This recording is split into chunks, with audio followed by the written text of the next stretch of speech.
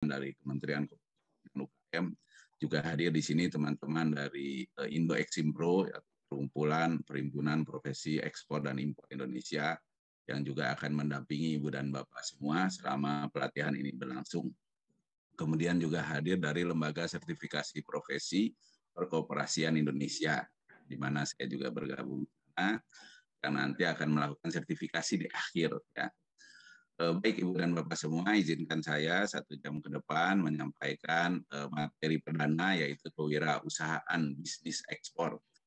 Ini bagian dari semua materi-materi yang akan disampaikan, ya, juga berbasis sesuai dengan standar kompetensi kerja nasional Indonesia atau SKKNI bagi UKM ekspor. Nah, nanti Ibu dan Bapak mengikuti pelatihan materi-materi di pelatihan ini, dan di akhir nanti bagi yang memenuhi syarat akan dapat mengikuti sertifikasi, ya, sertifikasi kompetensi untuk bidang ekspor bagi UKM. Baik, nama saya Nur Syamsu Mahyudin, ya, domisili di Bogor. Sekarang saya sedang di Bali ini, juga ada undangan mengajar di sini. Saya tidak bisa mengikuti sampai selesai acara, barangkali nanti karena tiba-tiba saja pesawat saya dimajukan, jadi kalau selama materi sampai tanya jawab nanti saya bisa tetap bergabung. Saya pendidikan S1 dan S2 di IPB, Institut Pertanian Bogor, domisili juga di Bogor. Kemudian saya fasilitator dan asesor kompetensi bersertifikat dari BNSP untuk bidang ekspor UKM. Kemudian saya juga mengurus beberapa perusahaan, ya, jadi sama dengan Ibu dan Bapak, barangkali UKM juga, ya, semuanya juga UKM ini. Ada beberapa perusahaan, ada Sivinus Agri, ada PT Dava Tekno Agro Mandiri, ada PT Nudira Sumber Daya Indonesia, ada PT Rumah Produk Indonesia, dan PT Agro Energi Indonesia. Ya, saya juga pengajar atau fasilitator di Balai Besar Pendidikan dan Pelatihan Ekspor Indonesia atau BPI di Jakarta. Saya juga diminta dapat amanah sebagai Ketua Umum Perhimpunan Profesi Ekspor dan Impor Indonesia, kemudian koordinator di KPMI Export Learning Club, kemudian yang berkaitan dengan ini barangkali juga saya Wakil Ketua Umum di Indonesia Japan Business Network, IJBNet, dan juga Wakil Ketua Komite Tetap Hortikultura di Kadin Indonesia saat ini. Baik Ibu dan Bapak semua, di sini ini ada foto sedikit, ya. Yang pertama paling atas ini alhamdulillah sebelum pandemi, akhir 2019 kami mengadakan atau menandatangani perjanjian kerjasama dengan sebuah perusahaan di Saudi Arabia, ya. Jadi alhamdulillah perusahaan kami juga ada kantor dan ada gudang di kota Jeddah. Ini dapat memudahkan produk-produk Indonesia untuk masuk ke Saudi Arabia, karena terus terang saja, ya, angka ekspor kita ke Saudi Arabia sangat sedikit dibandingkan dengan negara-negara tetangga kita, ya. Ya, Malaysia, bahkan Thailand, ya, yang mayoritas penduduknya bukan Muslim, tetapi ekspor ke Saudi Arabia jauh lebih besar, jauh lebih tinggi daripada Indonesia. Indonesia pengirim jamaah umroh dan haji terbesar di dunia, tetapi makannya, hotelnya, transportasinya tidak menggunakan produk-produk dari Indonesia, yang nanti orang bangsa-bangsa. Mudah-mudahan nanti juga Ibu dan Bapak dapat masuk produknya ke Indonesia, bumbu-bumbunya, kemudian perlengkapan di hotel, perlengkapan di transportasi dan sebagainya disuplai dari para produsen di Indonesia, ya, dan sangat dimungkinkan. Kemudian foto yang kedua, ini foto ketika kami juga mengadakan perjanjian dengan sebuah perusahaan di Rusia, ini di KBRI di Moskow, ya, juga sebelum ini. Namun kalau yang ini belum bisa berjalan, ya, karena juga terbatas ini, dan apalagi sekarang, ya, keadaannya tidak memungkinkan karena Rusia sedang. Kemudian yang paling bawah ini saya bersama Pak Rahmat Marpaung, sahabat saya yang juga nanti akan menjadi fasilitator kedua, menandatangani perjanjian kerjasama dengan sebuah perusahaan di Republik Rakyat Tiongkok. Jadi banyak produk-produk Indonesia digunakan sebagai bahan baku obat-obatan tradisional Cina, ya. tradisional Chinese medicine. Mereka menggunakan dalam jumlah banyak, tetapi mereka tidak mengimpornya dari Indonesia. Mereka membeli melalui negara ketiga. Sebut saja ada Singapura, Malaysia, Thailand, ya. Jadi produk-produk kita diekspor ke sana, baru oleh mereka distandarisasi, ya masuk ke Cina. Nah, dengan kejadian ini maka kita bisa melakukan ekspor langsung ke Cina, ke perusahaan-perusahaan farmasi di sana. Baik, bisnis ekspor. Bisnis ekspor banyak di antara kita menganggap ini sebagai dunia lain. Susah ya, produknya harus seperti apa yang bisa diekspor. Kemudian kuantitinya berapa yang boleh ekspor dalam jumlah sedikit. Kemudian bagaimana mencari pembelinya? Mereka kan ada jauh dari negeri kita. Kita bisa menemukan dengan mereka. Kemudian bagaimana melakukan komunikasi dan korespondensi dengan mereka, bagaimana menghitung harganya, bagaimana melakukan kontrak ya dengan mereka, bagaimana mengurus pengirimannya, bagaimana mengurus pembayarannya, apakah aman kita jualan ke luar negeri, ke negeri yang jauh, sama tetangga aja sering tidak dibayar. Nah, ini menjadi pertanyaan. Juga dokumen-dokumen ekspor dan pajak ekspor, apakah ada, berapa besarnya, dan sebagainya. Nah, mudah-mudahan selama pelatihan ini ya Ibu dan Bapak silakan menyimak dari awal sampai akhir. Nah, mudah-mudahan semua pertanyaan-pertanyaan ini bisa terjawab ya. Dan insya Allah tidak penting barangkali ya baik nanti sertifikasi atau tidak. Yang penting adalah kompetensinya dapat. Lahirlah para eksportir baru yang paling utama. Jadi benarkah dengan pelatihan ini Anda dapat menjadi eksportir? Nah, silakan boleh jawab ya. Yang yakin dengan pelatihan ini pengantar Anda bisa menjadi eksportir, boleh tulis di kolom chat, yakin jadi eksportir. Boleh dikasih nama. Silakan. Baik, Ibu dan Bapak semua. Nah, ada berita gembira. Siapa yang pernah menggunakan jasa perusahaan di bawah ini, insya Allah bisa jadi eksportir. Wah, Bapak ini ngomongnya benar nggak nih? Nah, ya jadi Ibu dan Bapak sekalian, ya banyak di antara kita yang menjadi pertanyaan yang utama adalah pengurus pengirimannya gimana? Gimana cara mengirim barang dari kita ke luar negeri, bahkan negeri-negeri yang jauh. Gitu.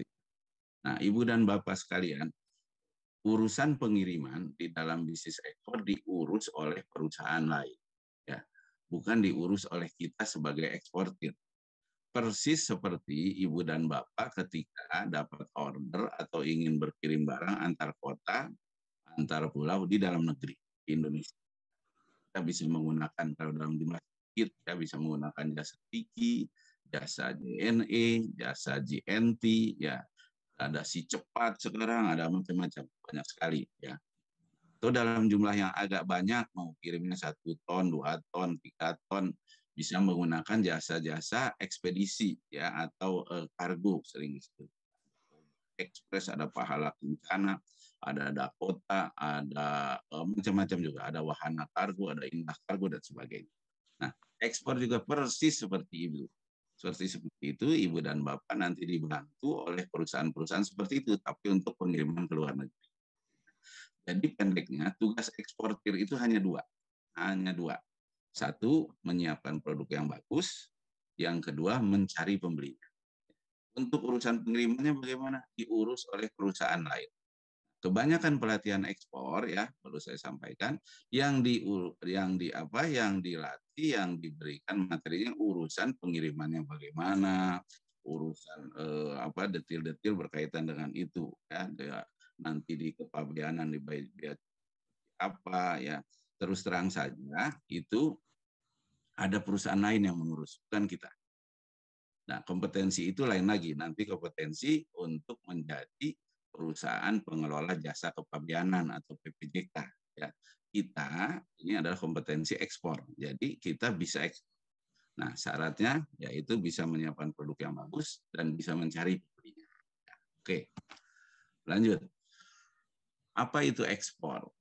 Nah, kita mengacu kepada Peraturan Menteri Perdagangan nomor 19 tahun 2021. Ini ketentuan yang terbaru, baru akhir 2021 kemarin bulan November ini tentang kebijakan dan pengaturan ekspor. Di situ disebutkan bahwa ekspor adalah kegiatan mengeluarkan barang dari daerah pabean. Apa itu daerah pabean? Di situ juga ditulis daerah pabean adalah Recording in progress. wilayah Republik Indonesia yang meliputi wilayah darat, perairan, ruang udara di atasnya, serta tempat-tempat tertentu di zona ekonomi eksklusif dan landas kontinen yang di dalamnya berlaku undang-undang mengenai kepabeanan. Artinya, begitu kita membawa barang keluar wilayah Indonesia, namanya ya tentu untuk tujuan komersial, ya, tentu untuk tujuan komersial, baik jumlahnya sedikit atau banyak. Tidak disebut itu, ya jumlahnya sedikit atau banyak. Jadi ekspor tidak ada ketentuan minimal ekspor itu berapa. Jadi anak-anak muda sekarang ya juga bisa ekspor, namanya ekspor retail, ya ini menjadi terobosan juga, bisa meningkatkan ekspor Indonesia ini kalau kita kita dorong dan kita tingkatkan. Ya ekspor retail bisa jualan hanya selembar baju muslim, bisa berjualan selembar jaket kulit, bisa jualan sepasang sepatu dan sebagainya. Ya itu juga namanya ekspor sejauh pembeli kita di luar negeri, itu namanya ekspor.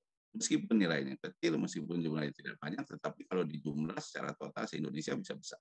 Dan juga ini juga bisnis yang menjanjikan. Ya, karena apa? Karena ibu dan bapak dengan kemudahan sekarang ya bisa membuka toko online di marketplace yang ada di luar negeri. Seperti contohnya sebut saja Amazon.com umpamanya di Amerika. Ya, ibu dan bapak bisa posting produknya di sana, kirim barangnya ke Amerika Serikat melalui Amazon bisa langsung ke nah, detailnya itu ada lagi penjelasan. Baik, kemudian siapa yang boleh jadi ekspor? Kita mengacu kepada peraturan yang sama, yaitu Permendak nomor 19 tahun 2001 tentang kebijakan dan pengaturan ekspor. Itu disebut bahwa eksportir harus berbadan hukum. Ya, badan hukum di Indonesia bisa perusahaan, bisa perorangan. Kalau perusahaan ya untuk berbisnis ada 3, ada CV, ada koperasi. Jadi bisa PT, CV, koperasi. Nah, tetapi di tahun 2021 yang lalu pemerintah merilis atau mengumumkan satu badan hukum baru. Badan hukum perusahaan yang baru namanya Perseroan Perseorangan. Sesuai dengan peraturan pemerintah nomor 8 tahun 2021. Di mana satu orang dapat membuat badan hukum. Sekarang ini ya, satu orang dapat membuat badan hukum. Nah, kemudian sesudah memiliki badan hukum, kita juga harus punya dokumen legalitas. Ya, dokumen legalitasnya hanya 2. Satu NPWP dan satu lagi NIB. NPWP kepanjangannya nomor pokok wajib pajak. Nah, ini dapatnya dari kantor pajak, ATIS. Kemudian satu lagi NIB, nomor induk berusaha. Dapatnya dari ONS, One Single Submission. Ini lembaga baru yang berada di bawah BKPM. Semua perizinan sekarang di bawah KPSS. Ini juga gratis. Jadi urusan bisnis ekspor bukan lagi urusan perizinan kelembagaannya, bukan izin usaha perusahaannya, ya karena sangat mudah dan siapa saja bisa melakukan. Urusan setengah hari aja selesai.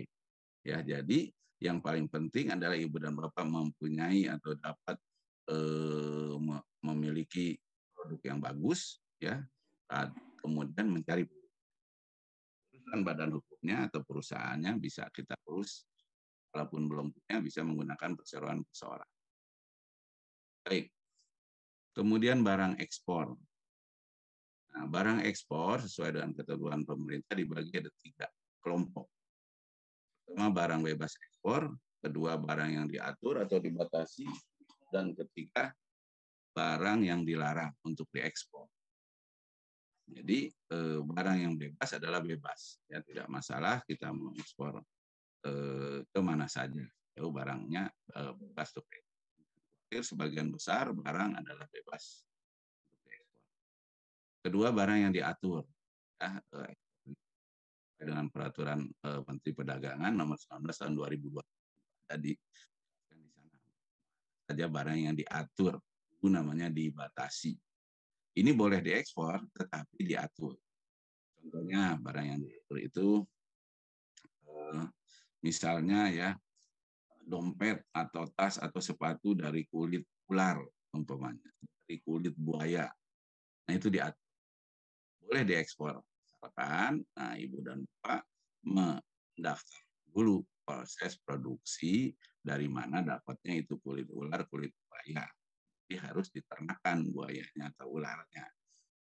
Dan didaftar di daerah masing-masing, ada dinas kehutanan dan lingkungan hidup dan verifikasi, kemudian membuat surat rekomendasi ke Kementerian Perdagangan.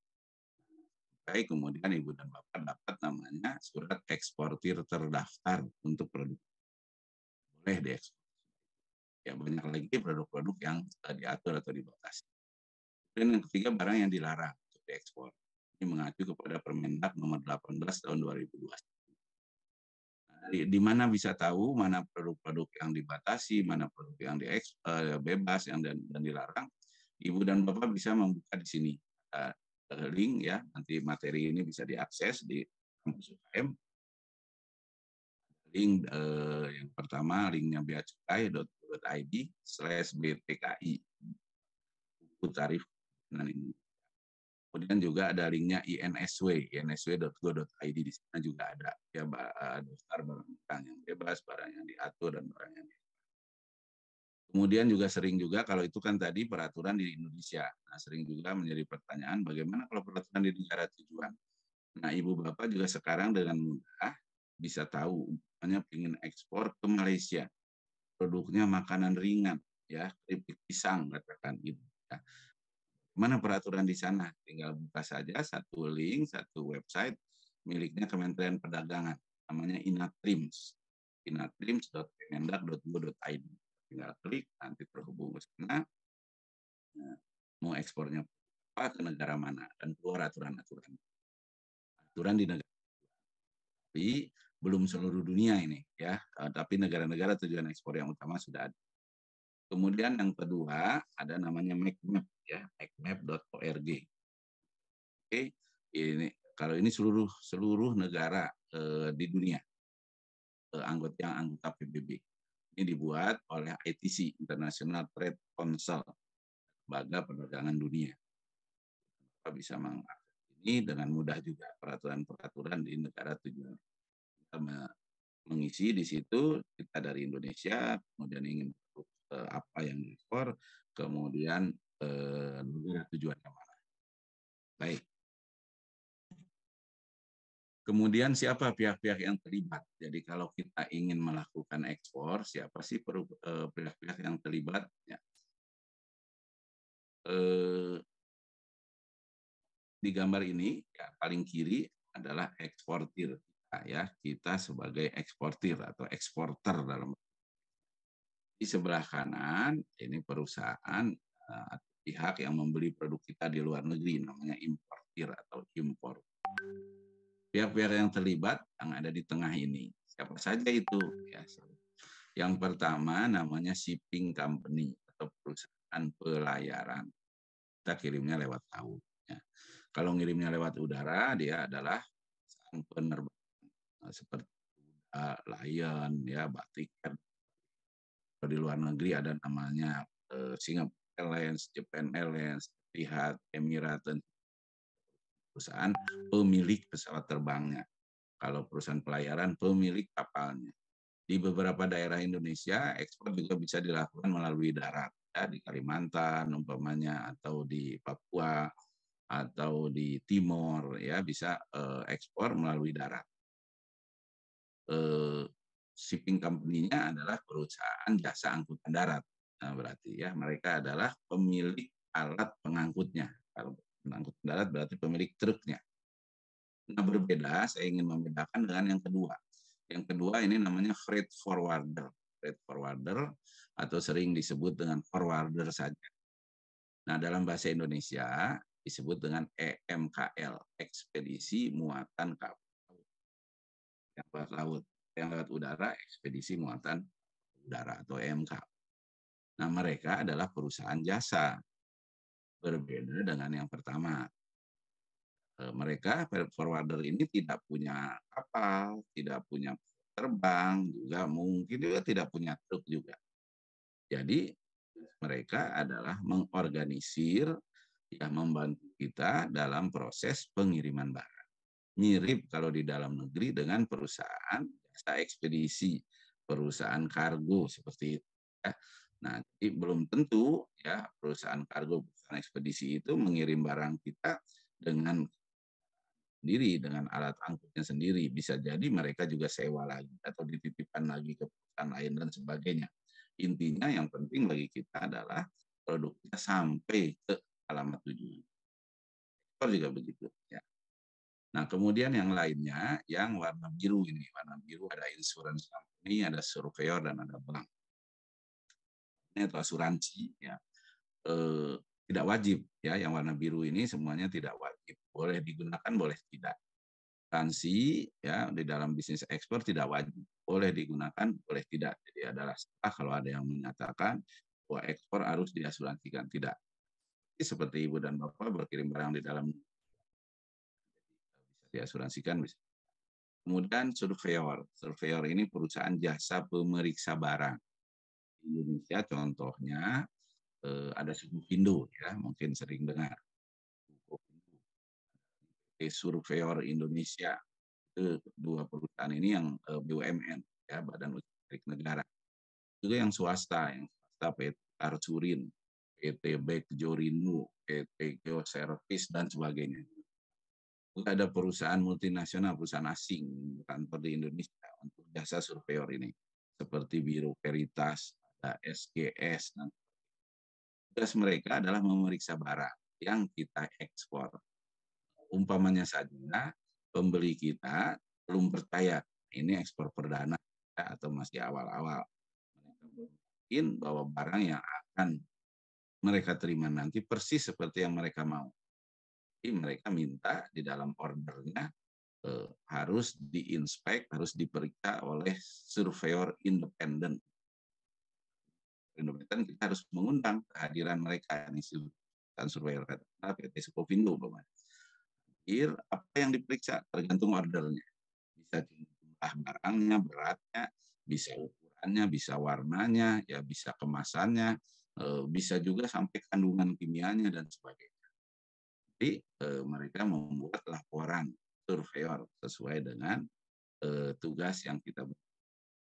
Nah, itu juga akan menghindari ketika sampai di kita mereka komplain, oh, ini tidak sesuai dengan yang di order. Surat laporan surveyor itu surveyor sudah mengatakan seperti ini, beratnya seperti ini, sesuai dengan permintaan pembeli. Baik. Kemudian satu lagi bank dalam urusan pembayaran.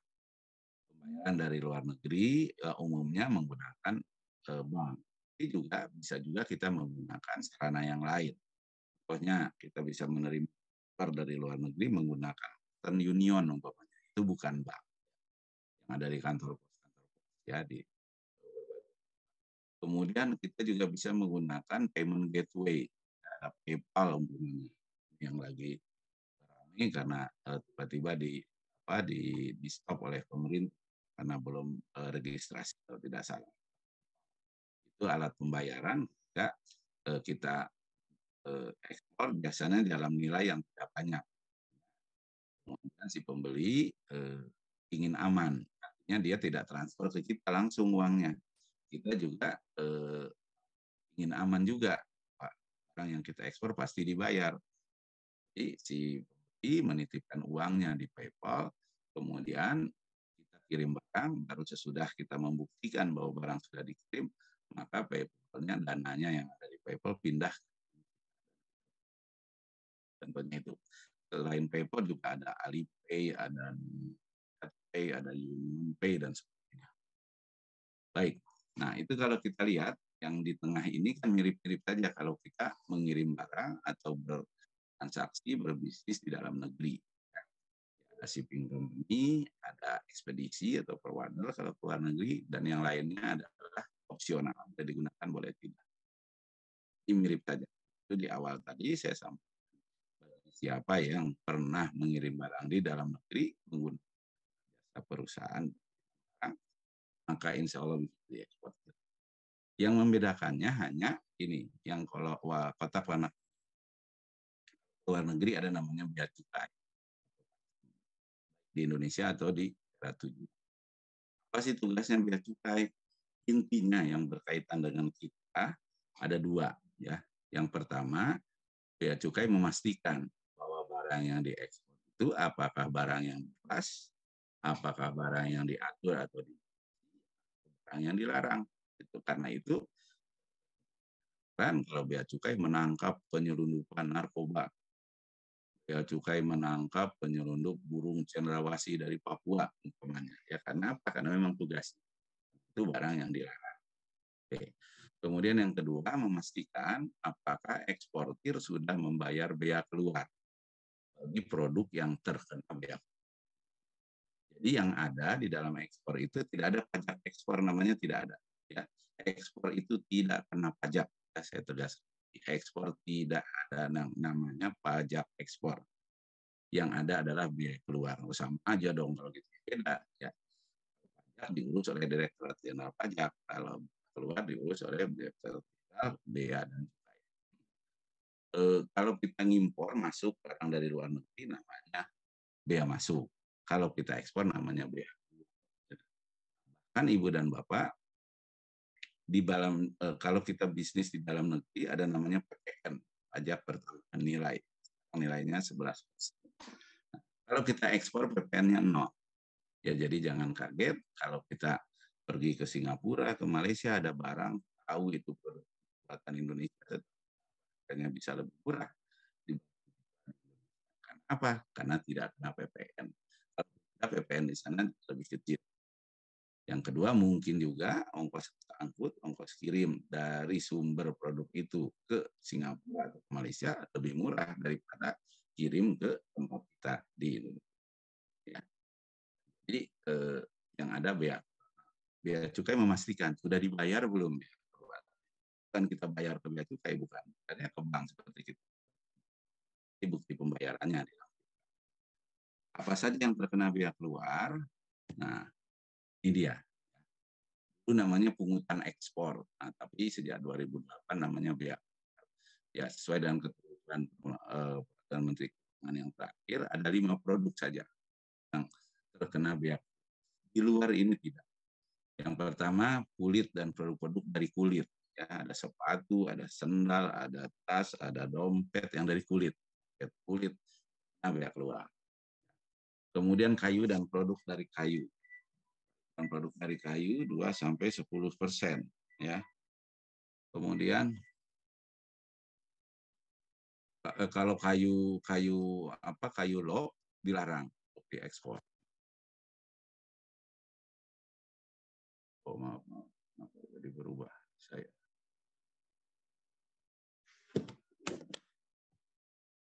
Nah,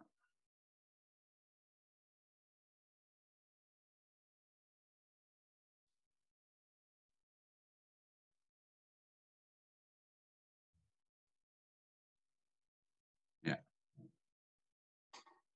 Jadi kayu dan olahannya 2-10%. Kemudian biji kakao atau coklat, ya biji coklat 15%. Lah, kan memang tujuan pemerintah supaya yang diekspornya diolah dulu, ya jadi 0% sudah diolah. Kemudian CPO, minyak sawit kasar dan turunannya 0-40%. Tergantung nanti sudah diolah sampai apa. Nah, karena itu memang pemerintah mendorong untuk dulu di sini, jangan diekspor berupa CPO-nya atau yang tinggi. Kemudian yang terakhir biji atau mineral barang-barang kembang, ya ini pukul rata 20%. Makanya bea keluar. Kecuali juga sudah diolah. Ya, karena itu diwajibkan sekarang perusahaan-perusahaan pangan harus memiliki di luar kelima kelompok ini tidak terkena bea. Ya katakan saja pakaian, ya fashion, produk-produk fashion tidak terkena bea keluar, produk-produk makanan tidak terkena bea keluar, kopi tidak terkena bea dan sebagainya. Di luar kelompok ini tidak.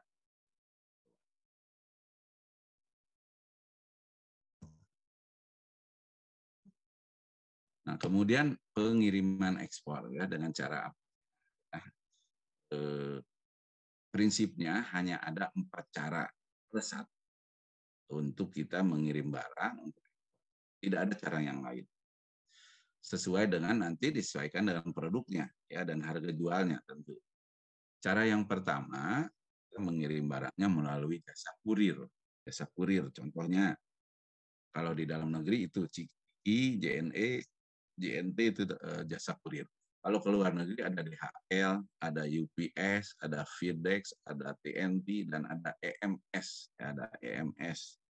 Nah, ini perusahaan jasa kurir untuk pengiriman ke luar negeri. Nanti sahabat saya pembicara yang berikutnya, Pak Rahmat juga punya usaha sekarang jasa kurir, ya bisa mengirim barang ke luar negeri murah dari DHL. Jadi ini tapi untuk kirim yang sedikit, pengiriman yang sedikit 1 kilo atau beberapa kilogram. Kalau mengirimnya sampai 500 kilo tentu sudah tidak layak. Kenapa? Karena mahal. Berapa mahalnya mengirimkan lewat DHL itu kira-kira 700.000 sampai 1 juta rupiah per kilogram. Ya, jadi kalau mau ekspor keripik pisang 50 kilogram ke Malaysia akan lebih mahal ongkosnya daripada harga barangnya. Ya, karena apa? Susah cara pengiriman. Kalau menggunakan jasa kurir ini, Ibu dan Bapak juga tidak perlu punya NIB, tidak perlu punya. Jadi siapa saja bisa karena bertindak sebagai eksportir adalah si perusahaan kurir. Yang kedua namanya air kargo atau kargo udara. Kargo jadi kita mengirim lewat udara minimum 50 kilogram. Artinya kalau kita mau kirimnya 25 kilogram atau 30 kilogram boleh-boleh saja. Tetapi karena biaya minimum di atas 50 kilogram. Siapa yang kita hubungi? Kita menghubungi perusahaan jasa forwarder yang melalui udara, yang menangani pengiriman barang melalui udara. Disebut dengan EMKU. Ya, jadi ada forwarder yang spesialis mengurus pengiriman lewat udara, ada juga forwarder yang spesialis mengurus pengiriman lewat laut. Atau juga ada forwarder yang bisa melayani dua-duanya. Kita menghubungi mereka. Nanti mereka mencarikan pesawat apa yang murah, yang handal, dan sebagainya. Dan dapat berapa kira-kira biayanya? Kira-kira ya, sebelum pandemi ya kalau ke Malaysia ke Singapura dari Jakarta kira-kira hanya Rp10.000 per kilogram. Ke Saudi Arabia kira-kira 20 sekian ribu, 25 ribuan per kilogram. Nah, tapi sekarang karena pandemi, karena transportasinya meningkatnya, kira-kira kalau ke Singapura Malaysia 25 ribuan. Kalau ke Timur Tengah kira-kira di 50-60 ribu gram. Masih lebih murah, jauh lebih murah daripada kurir. Ya. Nah, tapi ini Ibu dan Bapak sudah harus punya NIB. Ya, jadi sudah harus punya hukum, punya NIB usaha. Nah, kemudian cara yang berikutnya menggunakan jasa pengiriman laut ya, atau sea cargo. Ada 2 macam sea cargo. Ada yang LCL, ada yang FCL. LCL jangannya less container load. Artinya kita mengirim barang tidak full 1 kontainer. Minimumnya 1 ton. Minimumnya 1 ton atau 1 meter kubik. Mana yang lebih cara angkanya. Jadi kalau barang ringan yang dihitung meter kubiknya, kalau barang berat yang dihitung tonnya. Jadi tarifnya biayanya per ton atau per meter. Kita menghubungi perusahaan jasa atau MKL. Berapa tarifnya. Ini kita juga sudah perlu NIB. Kemudian satu lagi yang full kontainer, 1 kontainer barangnya milik kita semua. Ya, kalau yang LCL, less container load, di dalam kontainer barang kita bergabung dengan barang milik orang lain ya, untuk tujuan yang LCL ini biasanya biayanya kira-kira berapa? Kami ada mengirim barang untuk dijual di Amazon.com di Amerika Serikat. Sebelum pandemi hanya Rp7.500 sudah sampai di gudang Amazon. Ya, bandingkan dengan jasa kurir bisa Rp1 juta per di hanya 7.500. Sekarang ada dengan adanya ini meningkat menjadi sekitar Rp20.000 per kilogram. Masih jauh lebih. Nah, kalau full kontainer, ya full kontainer, satu kontainer produk semua. Sebelum pandemi pengiriman ke Singapura, pengiriman ke Malaysia tidak sampai Rp100 1 kilogram. Ya, jangan kaget. Ongkos dari Cina, kenapa produk-produk dari Cina bisa dijual murah di sini termasuk ongkir, bayangkan. Karena ongkos dari Cina ke Jakarta melalui laut full kontainer hanya Rp100 per kilo. Ya, nothing jadi ongkos. Begitu ini terjadi persekongkolan, sama sekali tidak ya. Sama juga kalau ibu dan bapak ngirim barang dari Jakarta ke Cina juga Rp100 ya. Nah, dengan adanya pandemi ada kenaikan. Ya, naik kira-kira sekarang ini sekitar Rp300-350 per kilo. Ya, masih juga murah. Untuk barang-barang tertentu ini harus menggunakan ini kan barangnya ya. Tapi barang-barang yang mahal, barang-barang yang punya nilai jual tinggi bisa menggunakan kargo udara atau bisa menggunakan jasa kurir. Nah, satu lagi pengiriman yang big bulk, artinya curah, pak kontainer ya, untuk barang-barang batu bara, sebagainya. Dikirim pakai tongkang dalam ribuan ton. Nah, terbayangkan berapa murahnya karena pakai kontainer saja bisa murah gitu. Nah, itu tentu jauh lebih murah lagi daripada menggunakan. Baik. Ini ukuran-ukuran kontainer yang standar, ya, ada kontainer 20 feet dan 40 feet. Ibu dan Bapak bisa lihat di materi ukuran-ukurannya, karena ukuran ini penting. Ketika Ibu dan Bapak mendesain kemasan nanti, mohon disesuaikan dengan ukuran kontainer, ukuran dalamnya yang penting ya, lebar. Supaya apa? Supaya nanti ketika masuk ke dalam kontainer tidak ada sisa space, tidak ada sisa ruang yang terbuang percuma, satu. Kemudian yang kedua juga bisa merusak barangnya. Nah, barangnya terguncang-guncang ketika perjalanan. Jadi harus dibuat pas. Pas dan kemudian juga bisa dikeluarkan lagi tentu. Jadi disesuaikan dengan lebar kontainer, panjangnya dan tingginya kontainer. Ada ukuran. Kemudian maksimum kargo. Berat kargo, berat muatan yang dimuat, kalau 20 feet ada 28 sekian kilogram. Di umumnya yang dibolehkan 26 atau 27. Kemudian 40 feet itu 26 ton saja. Ya, bisa sampai 26,5 atau 26 ton. Ya, beberapa bisa 20 ton. Jadi kontainer 40 feet itu didesain untuk barang-barang yang ringan, ya, mau ekspor arang, ekspor kapuk umpamanya, ekspor batu apung yang ringan-ringan, nah itu pakainya 40 feet. Ya, kalau barang-barang yang berat pakainya kontainer 20.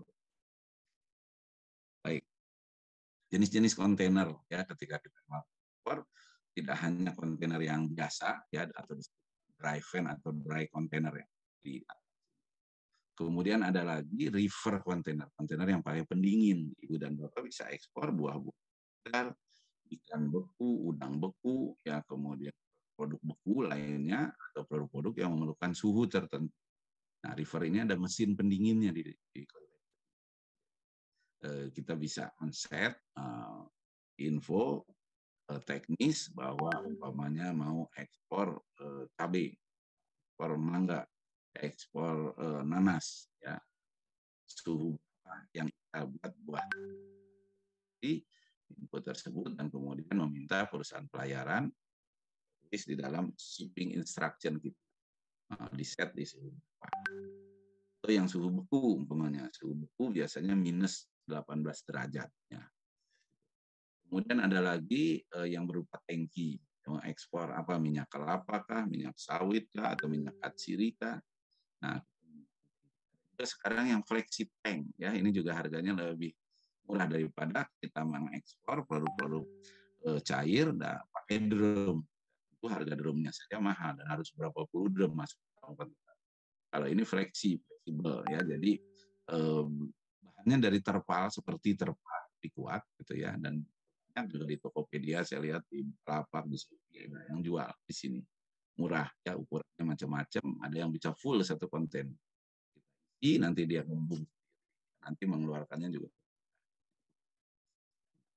Ada lagi open site, buka di samping, ada yang buka di atas, pakai dinding.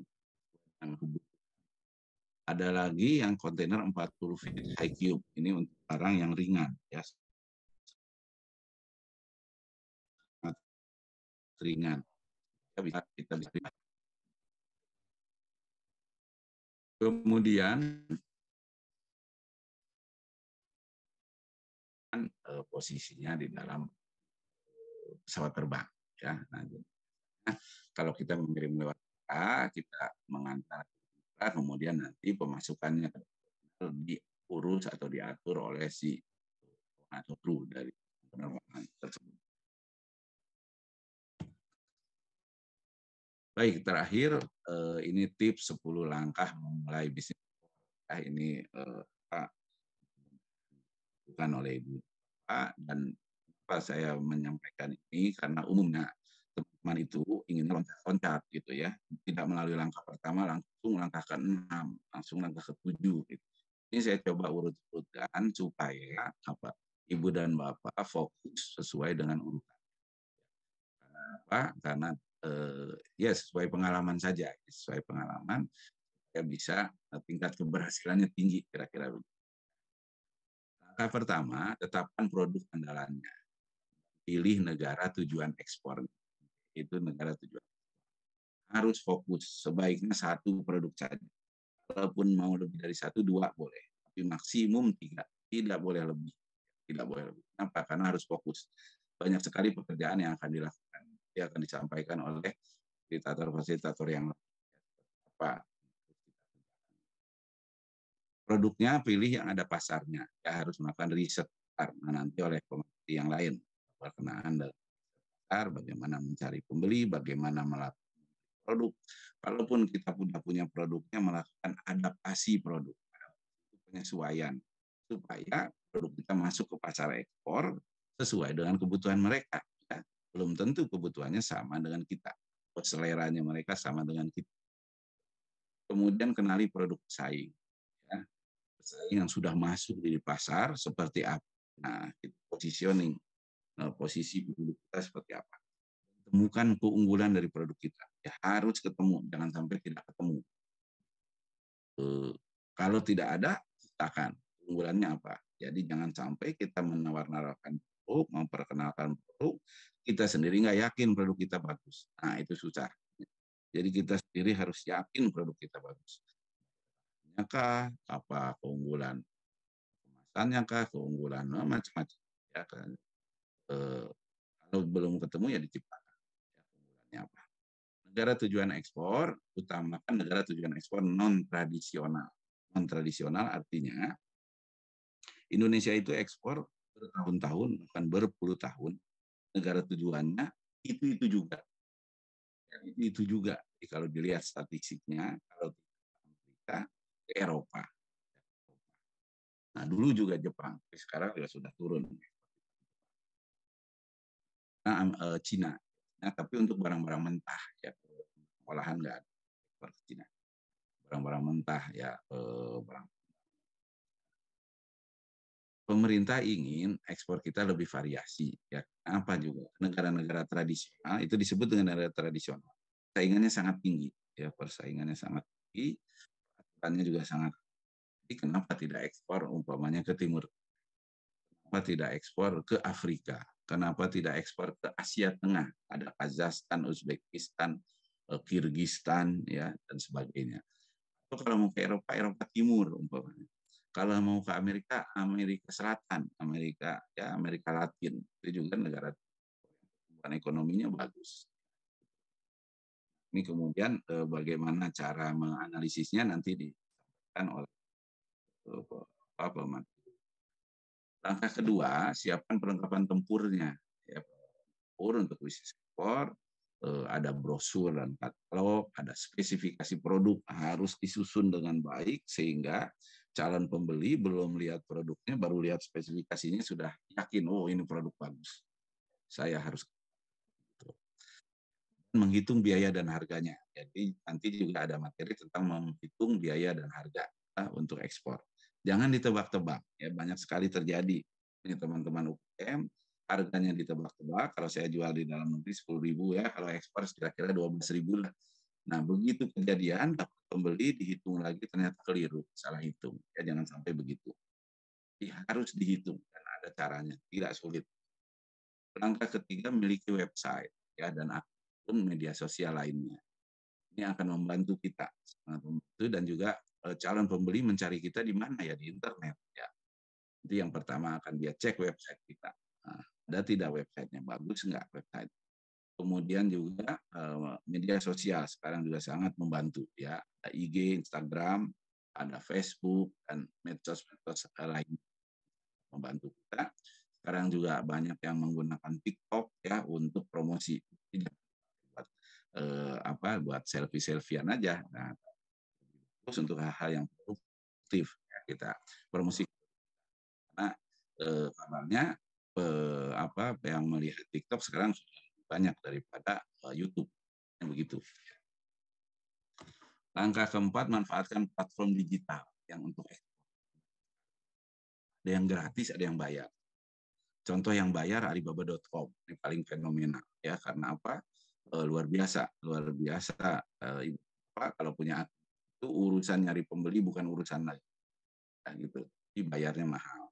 10.000. Ya, mungkin patungan juga bisa ya, karena boleh sampai 5 produk kalau tidak. Nah, tapi kalau belum ada anggarannya nggak masalah, cari yang gratis. Di antaranya yang gratisan ini punyanya Kemendak, inaexport.id. Tidak boleh di mana. Ini yang menjadi basis kalau perwakilan luar negeri dapat permintaan dari pembeli di luar negeri. Saya mau cari kopi ini, kopi Arabica. Nah, kita akan meminta si calon pembeli itu untuk bukain. Ini gratis. Kemudian juga ini ada punyanya Pak Rahmat ini nanti. Penku.com. Banyak. Ini juga gratis. Kemudian langkah kelima, lakukan SEO, Search Engine Optimization, untuk web Anda supaya tampil di halaman pertama. Ini ada caranya, di kampus UKM juga ada di marketing ya. Ini. Langkah keenam, siapkan di komputer kita model-model email. Intinya adalah yang kita buat email itu hanya 3 macam. Inisiatifnya dari kita. Satu namanya introduction email atau email perkenalan. Yang kedua namanya email perkenalan atau quotation juga sering disebut itu. Satu lagi sales contract ya. Selain dari itu adalah mereka kirim email ke kita, kita balas. Itu selain dari itu. Jadi yang inisiatifnya dari kita 3, introduction email, atau penawaran dan kontrak. Dan itu semua ada contohnya ya, nanti oleh pemateri yang lain, oleh fasilitator yang lain akan diberikan contoh email penawaran, contoh email penawaran. Dan urutannya masalah ya, dimulai dari perkenalan. Jangan sekali-kali dapat calon buyer, kenal juga belum, langsung dikirim penawaran. Ya. Biasanya tidak dibalas. Berdasar pengalaman saya begitu. Jadi yang pertama dikirim adalah email perkenalan. Mereka balas, minta dikirim penawaran, baru kirim penawaran. Penawaran hanya diberikan kalau diminta. Kalau tidak, jangan. Langkah ketujuh, siapkan sampel-sampel produk. Bukan hanya pada peminat yang serius, tapi karena apa? Karena juga banyak yang minta sampel, belum tentu dia sebenarnya mau beli. Bahkan sampel yang bernilai cukup tinggi juga boleh. Kemudian langkah berikutnya, langkah ke-8, manfaatkan lembaga atau instansi yang relevan ya di Indonesia. Jadi ada di daerah ada dinas-dinas UKM, di pusat UKM juga ada dinas perindustrian ya, dan dinas-dinas lain sekarang juga banyak, bahkan juga Bank Indonesia, kemudian BPM, BUMN juga banyak untuk kemudian gabung juga di asosiasi, juga di komunitas pengusaha. Saya sendiri gabung di komunitas pengusaha muslim. Kita juga ada di daerah di Indonesia. Supaya kita punya apa? Punya pikiran yang selalu positif, ya, tidak menyalahkan orang lain, harus putus asa dan sebagainya. Karena kita ketemu sesama pengusaha biasanya akan ada hal-hal yang positif untuk tersemangat untuk dari kegagalan. Kemudian di luar negeri kita juga memiliki perwakilan perdagangan Republik Indonesia di luar negeri. Kan ada ITB. Nah, kalau negara-negara yang tidak punya atap atau tidak punya ITPC, biasanya ada fungsi ekonomi di KBRI juga bisa. Ya, semuanya ditugaskan sama tugasnya, membantu kita para perusahaan Indonesia untuk bisa memasarkan di negara tempat mereka bertugas. Di mana bisa tahu alamat mereka? Tinggal diklik ini, ya, diklik link ini kemendak.go.id. Kemudian keluarlah peta seperti ini, ada titik-titik warna merah. Nah, kalau kita klik titik warna merah itu akan keluar nama pejabatnya, nama atasnya, atau nama kepala divisinya, kemudian alamat emailnya dan alamat kantor. Beberapa bahkan ada nomor WA-nya juga. Kan Ibu dan Bapak menyapa mereka, berkenalan, ya, sesuai dengan negara tujuan ekspor yang sudah dipilih tadi. Cerita, ya, dalam bahasa Indonesia aja karena mereka orang Indonesia, nggak usah bahasa Inggris, ya. Kalau langkah ke-9, ikuti pameran dagang dan di luar negeri jika mampu. Di dalam negeri ada pameran yang bagus, bisa ikuti, namanya Trade Expo Indonesia.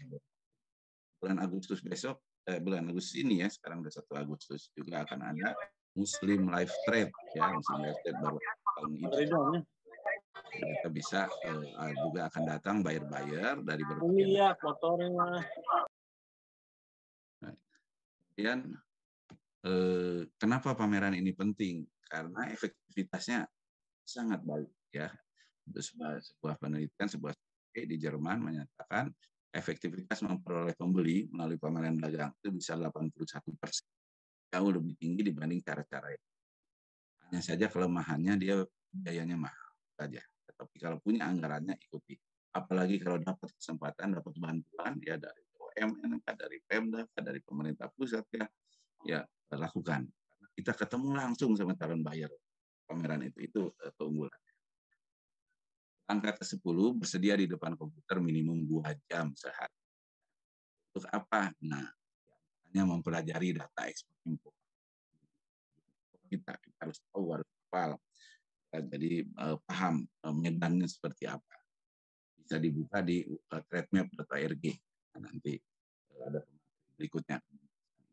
Kemudian melakukan market analisis, ya, juga di map, juga di Intrasen juga ada bagaimana bisa tahu supaya barang kita seperti apa, tingkat persaingannya di negara tujuan ekspor tersebut. Kemudian juga untuk daftar di portal-portal bisnis di marketplace di luar negeri, ya, yang sesuai dengan negara tujuan ekspor yang kita tuju. Kemudian melakukan langkah-langkah SEO tentu perlu waktu, gitu, dan harus dilakukan terus-menerus. Mengenali negara tujuan ekspor kita, ya, sering buka-buka negara tujuan ekspor kita, budayanya, kulturnya, kemudian produk yang di sana, harganya, kemasannya, dan medannya seperti apa. Kemudian juga kita bisa di depan komputer untuk hunting pembeli langsung juga bisa. Kan Ibu dan Bapak bisa pakai Google memasukkan jenis perusahaan yang menjadi calon pembeli dari produk kita di negara tujuan ekspor kita. Nah, mudah mau ekspor kopi, ekspor kopi. Kopinya kopi specialty, bukan ekspor kopi dalam jumlah sedikit, 100 kilo, 200 kilo, gitu, ya. Artinya pembelinya adalah kafe. Juga terbuka seperti itu, kafe ngimpor langsung kopinya melalui diimportir atau di negara, dibeli langsung dari Indonesia. Nah, tinggal setting di Google, umpamanya ingin ekspornya ke Dubai, klik saja di Google kafe Dubai, muncul kan itu kafe-kafe di Dubai, ya, ada namanya, ada alamat emailnya, cari alamat. Bahkan kalau mau lihat foto kafenya bisa juga di Google Map. Google Map, klik kafe Dubai, keluar itu kafe-kafe di Dubai. Komplit ada foto kafenya. Hanya saja mungkin tidak ada alamat email. Tapi kalau sudah tahu nama kafenya, tinggal kita masukkan lagi di Google, cari alamat emailnya dapat. Sesudah dapat alamat email, kirim perkenalan, kirim introduction, jangan kirim penawaran ya, perkenalan.